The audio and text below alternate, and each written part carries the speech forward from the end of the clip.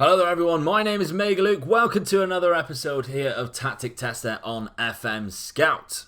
This of course is the series that I test your tactics on the FM Scout website. You have to be on the FM Scout website with your tactic and a few nice little screenshots so that I will choose you. Now lately we've had some very overpowered ones. If you haven't checked the last few episodes of Tactic Tester, make sure you go back and do, because that one, the Ryan Cassidy Diamond, is so overpowered. I'm still using that on pretty much all of my saves and it is just working blissfully. But of course today we are starting a new chapter. We have a new match engine. That last one was on the new match engine, but I've had to wait for a few of you guys to post some new ones on the FM Scout website that work with the new match engine, because if I use all the old ones they might not necessarily work. So apologies that it's been a while since the last Tactic Tester has come out. I hope you enjoy this one. It's a little different, a three-pronged attack. Let's have a look at it. So here it is. Anderlecht is going to be one of the three sides we are going to use for this tactic. And as you can see, very strange looking lineup. We have three attackers, two advanced forwards and a complete forward on the left. Not questioning it. An attacking midfielder on support in the middle, two defensive wingers, a half-back, which I do quite like now on this year's game, two ball-playing defenders on defence, and a libero on support with a sweeper keeper. Of course, people like it when I do this and see the best 11. As you can see, they have some very good players. Jovanovic, Kemar Roof, Nasri, Chadley. A very strong Anderlecht side. We'll see where they are predicted to finish. They are predicted to finish second in this league. So let's see how they perform once we have a look at the other two teams. So next up, we are using Cowden Beef. They are in the Ladbrokes League 2, the bottom league of the Scottish divisions that you can physically play on. And if we have a look at the season preview, they are predicted to finish 8th, so right outside being relegated to the non-league of Scotland. The final team we're using though is Stade Lavallois. I think that's how you say it, probably isn't.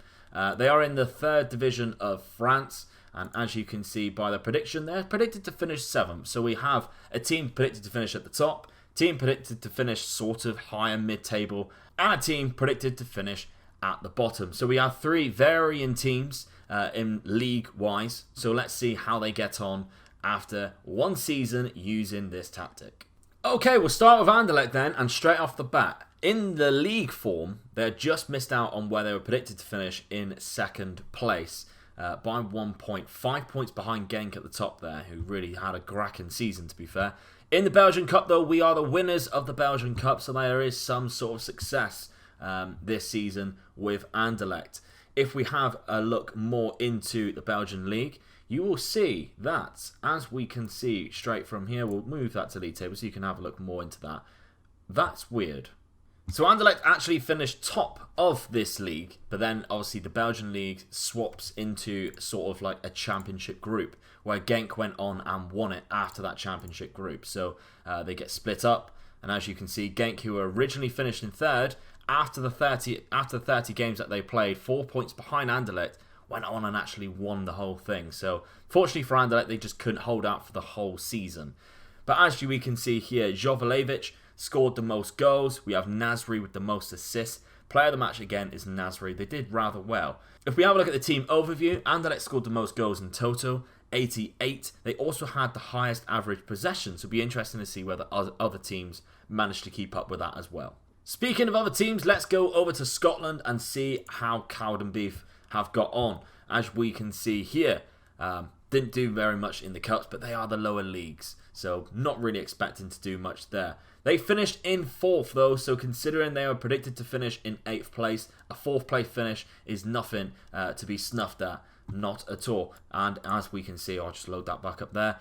Allen has got 19 goals. They did manage to score quite a lot of goals, and player of the match, he also got the most. So not bad there from Jordan Allen. If we go more onto the team overview, they scored the most goals, only beaten by Edinburgh City. Again, so a team at the lower end of the league actually scored a fair amount of goals.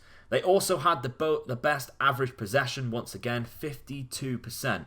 However, the most fouls were made by Cowden Beef, so as you can see there, quite a lot of fouls as well. Probably ended up in making sure that they got a lot of yellow cards. Finally, though, let's go over to France and have a look at our French compatriots.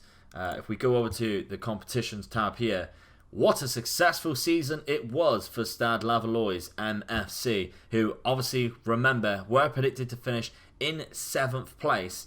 They had a cracking time and ended up getting themselves promoted. 62 points, beaten off 3rd place by 4 points there, so quite a comfortable time that they had, really. If we go over to the National League then, French National, it was dominated by our players. 3 goals, the top 3 goal scorers, we had them all. We also had the highest 3 average rating. We also had another man down here who only just missed out on that one too. And we were up there with the assists as well. I'd imagine, yeah, we have a couple of players lurking around there too. Yellow cards, so player of the matches, yellow cards, we actually had the most yellow cards. And there's a few players up there. So it wouldn't surprise me if they also have the most fouls. They don't. They're up there though, they're 3rd in the most fouls. However, best shooting accuracy led to the most goals. 76 goals in 34 games. 12 from corners as well. That's high. 51 goals was the second highest total beaten out, and they were absolutely smashed. Interestingly, the team who won the league, QRM, finished with just 40 goals. 40 goals. They only conceded 21, but that is almost half of what we scored, and they managed to finish above us. So fair play to them. Absolutely fair play to them. The possession-wise, joint top on possession, 57%. So again, on all 3 experiments with this tactic, the team had a very high percentage rate, and either finishing 1st or 2nd with that. But all 3 teams were also 1st or 2nd in the most goals scored, which I think is a massive success. So attacking-wise, this tactic, I think, is very good. If you manage to get a team with a very good defence and then just let them attack, and if that is how you play the game, you could score a lot of goals, and with a very decent defence and a very decent goalkeeper, you might not concede as many as these sides, and you may go on and end up demolishing the league that you're playing in. Who knows? I'm actually quite curious then at the schedules to see whether we scored a lot of goals in the serious games where we're playing against top of the league. Who finished? It was QRM and Le Puy Foot. So I'm wondering, do we beat them? We did beat QRM. We actually scored 4 goals against them. So considering that they only conceded 20 goals, we scored a lot of goals against one team there. So Le Puy is up there too. Can we see them? How do we get on against them? We lost against them right at the end of the season. We had a very bad run at the end of the season. That would have won the league. We really threw away the league. We'll have a look at the past positions. That's a good idea. We haven't actually done that yet. If we go to past positions and select, we were top all the way to the end of the season. All the way to the last game of the season, we were top. And then we ended up throwing it away because we had that really bad run.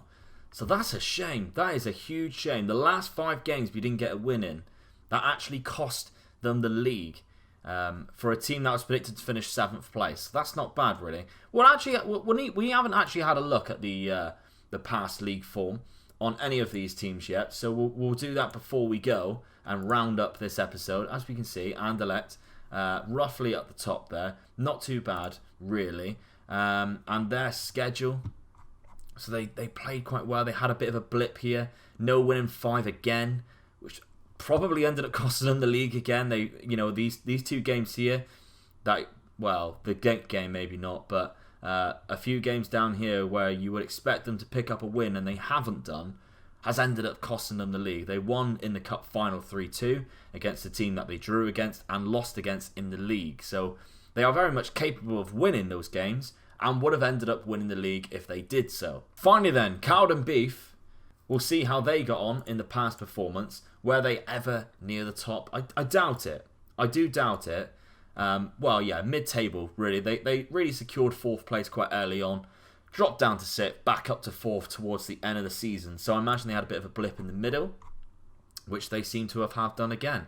They lost 5-0 to Steinhaus Muir at one point. a 3-6 loss as well, and a 2-1 loss, really shows that this tactic invites a lot of goals at both ends, doesn't it? It won't be boring, that's for sure. It's going to be very entertaining using this tactic. You just might get very frustrated when you lose games 3-6. So imagine scoring 3 goals and still not actually getting a point. It's quite bad, really, conceding 6 goals. If you want to use this tactic, like I said at the start of the episode, you can find the link to it at the top of the description. I'll leave a link down there. If it is Let's Play Action, my name is Mega Luke. You can either search that in, or there is a link down the description too to my channel. Come across and say hello and watch maybe the Youth to Gold series or Conquering Scandinavia, where I'm using the last tactic on the tactic tester, and it's still so good. And you can see that in action if you wish. Of course, we have plenty more videos coming up here on the FM Scout YouTube channel by myself or Jamie. Make sure you're subscribed so you don't miss any of them. Drop a like if you can, because it all helps with the YouTube algorithm. And I'll see you next time for another episode of Tactic Tester. Bye-bye.